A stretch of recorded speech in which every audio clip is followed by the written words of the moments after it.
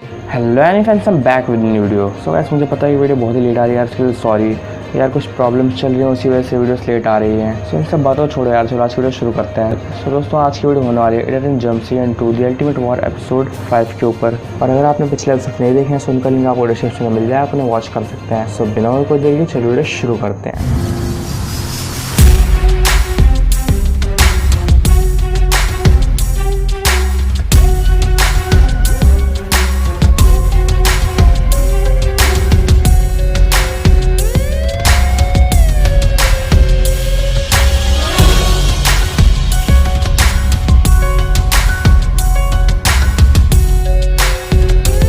Recap. पिछले episode में हमने देखा गाबू और कोई दोनों के बीच एक घमासान बैटल होती है और गाबू कोई के ऊपर अपना ब्लड इम्पैक्ट यूज़ करता है। उससे कुछ समय बाद ही कोई अचानक से बैटल ग्राउंड से गायब हो जाता है और गाबू ये सब देखकर चिल्लाता है, डरपोक कोई भाग गए फिर से। और बाकी सभी ये देखकर हैरान हो जाते हैं कि कोई अचानक से कैसे गायब हो गया। तभी सीन चेंज होता है और हमें एक अजीब जगह दिखाई जाती है जहाँ पर कोई होता है और उस जगह से काफ़ी सारा डार्क पावर बाहर आ रहा होता है और धीरे धीरे कोई उस डार्क कैसल के अंदर चला जाता है। वहाँ पर कोई अननोन शख्स होता है और वो अननोन शख्स कोई से एम्बलम्स के बारे में पूछता है और कोई कहता है सब कुछ हमारे प्लान के हिसाब से चल रहा है। मैंने ये पता कर लिया कि उनके एम्बलम्स के पावर अभी भी जागृत हैं। और यहाँ पर भी सीन चेंज होता है और हमें बाकी सभी को दिखाया जाता है और बाकी सभी सोचते हैं कि आखिर कोई ऐसे कैसे गायब हो गया, उसने ऐसा क्यों किया। और कुछ समय बाद सो डिसाइड करता है कि अब हमें अलग अलग जाना चाहिए, हमें अलग अलग होकर उन डार्क राइडर्स को ढूंढना चाहिए। और क्योइची गाबू से पूछता है तुम आखिर उन डार्क राइडर्स को खत्म करना चाहते हो।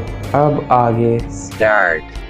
एपिसोड के स्टार्टिंग में क्योइची को दिखाया जाता है और वो गाबू से पूछता है, तो गाबू तुम भला उन डार्क राइडर से क्यों ख़त्म करना चाहते हो। तभी गाबू कहता है कुछ खास नहीं, मैं बस अपनी स्किल्स को और भी ज़्यादा इम्प्रूव करना चाहता हूँ और उसके लिए मुझे उन डार्क राइडर से बैटल करनी होगी। वेल दोस्तों, गाबू यहाँ पर ये सब बात तो क्योइची से कह रहा है लेकिन उसे देखकर कुछ और ही लगता है। जो भी हो, एपिसोड को कंटिन्यू करते हैं। इतने में सीन शो या मैटर पर शिफ्ट होता है और शो कहता है तो दोस्तों लगता है कि अब हमें अलग हो जाना चाहिए। और तभी सीन होशो का भी शिफ्ट होता है और होशो बोलता है दोस्तों तुम सब अलग हो रहे हो तो मुझे समझ नहीं आ रहा मुझे किसके साथ जाना चाहिए। तभी गाबू कहता है हाँ ओ उल्लू, मेरे साथ चलने की सोचना ही मत। होशो कहता है क्या कहा तुमने उल्लू, तुम्हारी हिम्मत भी कैसे हुई ये बोलने की, गंजी आँख वाले, और वैसे भी तुम्हारे साथ जाना कौन चाहता है। तभी शो कहता है मुझे लगता है होशो तुम्हें भी मिसूके के साथ यहीं रुकना चाहिए। तभी होशो कहता है शायद तुम सही कह रहे हो, मुझे यहीं रुक जाना चाहिए। तभी शो कहता है तो ये तय रहा, तुम यहीं रुकोगे मिसूके के साथ। होशो कहता है हाँ अब मैं यहीं पर रुकूंगा। इतने में ही मिसूके कहती है सो गुड लक गाइस, उम्मीद है तुम सभी लोग अपने मकसद में कामयाब होकर वापस लौटोगे। तभी मकोटो कहती है उसकी चिंता मत कीजिए मिसूकी, हम लोग उन डार्क राइडर्स के बारे में पूरी जानकारी लेकर ही लौटेंगे। और इतने में सभी लोग अलग अलग हो जाते हैं और अपने अपने रास्ते पर चले जाते हैं। इसके बाद सीन फिर से शो या मैटो पर शिफ्ट होता है और इस वक्त शो बिल्कुल अकेला होता है। शो अपनी एडिट बाई फ्लेम काइजर पर उन डार्क राइडर्स के बारे में पता लगाने की कोशिश कर ही रहा होता है, लेकिन अनफॉर्चुनेटली शो अभी तक उन डार्क राइडर्स के बारे में कुछ पता नहीं लगा पाया है। एक्स सिटी से निकलने के बाद शो को अभी तक कोई और इंसान या कोई और राइडर अभी तक नहीं मिला है, ना ही उसे अब तक डार्क राइडर्स दिखे हैं। तभी शो कहता है यार मैं कितनी देर से इस जगह पर ढूंढ रहा हूँ लेकिन अभी तक मुझे इस जगह पर कोई इंसान क्यों नहीं दिखा। मैं बहुत बोर हो रहा हूँ यार, सोचता हूँ उसे को अपने साथ ही ले आता ज़्यादा बेहतर होता। ऊपर से यहाँ पर इतनी गर्मी है, बहुत ही बोरिंग है। इतने में शो को एक आवाज़ सुनाई देती है और शो कहता है ये किसकी आवाज़ थी भला। तभी ऊपर से एक अननोन शख्स कहता है ये मेरी आवाज़ है। शो देखने की कोशिश करता है कि भला ये कौन है, लेकिन जहाँ पर वो अननोन शख्स खड़ा होता है वहाँ से सीधा सूरज की रोशनी शो की फेस से पड़ रही होती है, जिसके कारण शो उस अननोन शख्स का चेहरा नहीं देख पा रहा होता है। तभी शो कहता है क्या तुम थोड़ा और आगे आओगे, मैं तुम्हें देख नहीं पा रहा हूँ, आखिर तुम हो कौन। इतने में ही वो दूसरा शख्स दूसरे साइड पर खड़ा था, वो शो से कहता है क्या तुम मुझसे एडिट बैटल करोगे। शो कहता है नहीं, मैं तुमसे बैटल नहीं करना चाहता, और क्या तुम थोड़ा आगे आओगे ताकि मैं तुम्हें देख सकूं। इतने में अननोन शख्स कहता है ठीक है शो या मैटो, अगर तुम मुझसे बैटल नहीं करना चाहते हो तो मैं तुम्हें इसके लिए मजबूर कर दूंगा। तभी शो कहता है तुम मेरा नाम कैसे जानते हो। इतने में वो शख्स जो दूसरे साइड पर खड़ा था धीरे धीरे आगे आता है, जिसकी वजह से उसका चेहरा धीरे धीरे शो को दिखने लग जाता है। शो उसे देखकर हैरान होता है। तभी शो कहता है गाबू तुम भला मुझसे बैटल क्यों करना चाहते हो और तुम भला यहाँ पर कैसे। इतने में ही गाबू कहता है भूल जाओ मैं यहाँ पर कैसे, मैं तुमसे बैटल करना चाहता हूँ शो या मैटो। तभी शो कहता है मगर क्यों, हम तो अच्छे दोस्त हैं ना, तुम मुझसे बैटल क्यों करना चाहते हो, हमें तो अभी उन डार्क राइडर्स के बारे में पता लगाना है, तो भला ये अचानक से बैटल क्यों।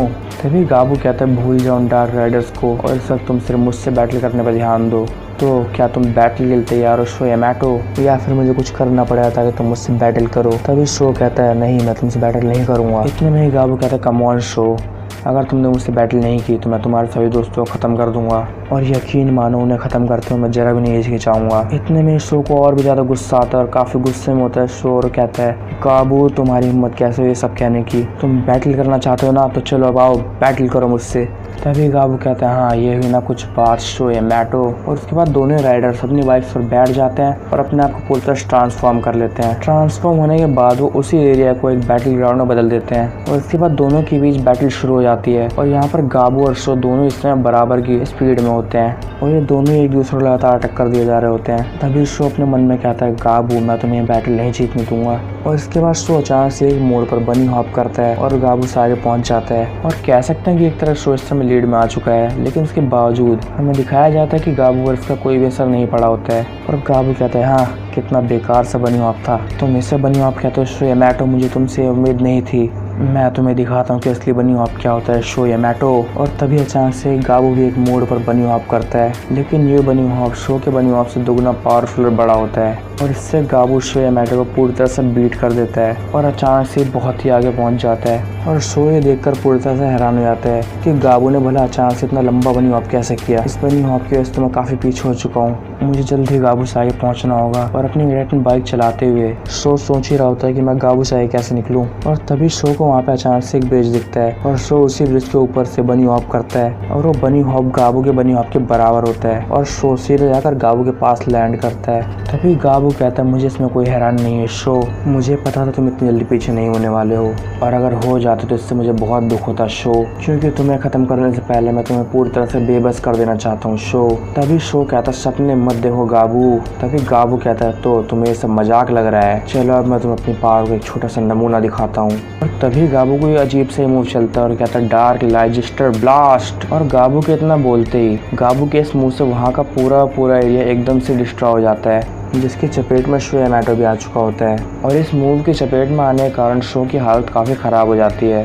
और तभी गाबू शो को देखता है और कहता है, तो तुम मेरे इस मूव से बच गए, मगर तुम्हारी हालत काफ़ी ज़्यादा ख़राब हो चुकी है और मुझे नहीं लगता कि अब तुम ज़्यादा वक्त तक मेरे सामने टिक भी पाओगे। इतने में सीन वापस से शो या मैटो पर शिफ्ट होता है और शो सोचता है, भला ये कैसा मूव था, मैंने आज से पहले गाबू को ये मूव चलते हुए कभी नहीं देखा, यहाँ तक कि कोई के खिलाफ भी उसने मूव यूज़ नहीं किया था। जो भी ये बहुत ही पावरफुल मूव था, अगर गाबू ने एक बार दोबारा ये मूव यूज़ किया तो हो सकता है मैं ना बच पाऊँ, लेकिन मैं हार नहीं मान सकता, मुझे बैटल जीतनी होगी, चाहे कुछ भी हो जाए मैं बैटल जीत कर रहूँगा। इतने में दोस्तों सीन कहीं और शिफ्ट होता है और हमें दूसरी जगह पर ले जाया जाता है जहाँ पर क्यूएचई होता है। लेकिन दोस्तों जिस जगह पर क्यूएचई होता है, ये जगह देखकर तो काफ़ी अच्छी जगह लग रही होती है, क्योंकि इस जगह पर काफ़ी ज़्यादा शांति है, इसके अलावा पक्षियों की चहचहाने की आवाज़ भी है। जो भी हो, लेकिन क्यूएचई बहुत ही बेहतर जगह पर आया हुआ है, कम से कम शो जिस जगह पर उससे तो बहुत ही बेहतर है ये। इतने में क्यूएचई कहता है, इतनी देर घूमने के बाद भी मुझे उन डार्क राइडर्स के बारे में कुछ ही अब तक पता नहीं लग पाया, अगर ऐसा ही रहा तो पता नहीं मुझे यहाँ और कितनी देर घूमना पड़ेगा। उम्मीद है कि बाकी सभी को उन डार्क राइडर्स के बारे में कुछ न कुछ जरूर पता चल गया हो, ताकि हम एक्स जोन को वापस पहले ही ट्रैक कर सकें।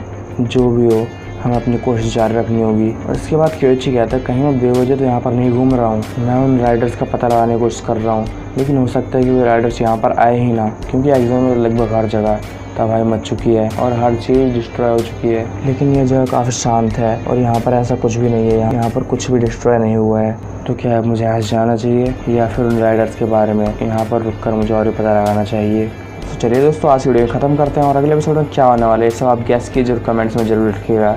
और अगर आप चैनल पर नए हो तो चैनल को भी सब्सक्राइब कर दो, जिससे कि इन फ्यूचर आने वाले वीडियोस की नोटिफिकेशन आपको टाइम पर मिल जाए, ताकि आप कोई वीडियो मिस ना करें। और अगर आपको वीडियोस पसंद आ रही है तो वीडियो लाइक किया, शेयर किया, चैनल सब्सक्राइब किया। Thanks for watching the video.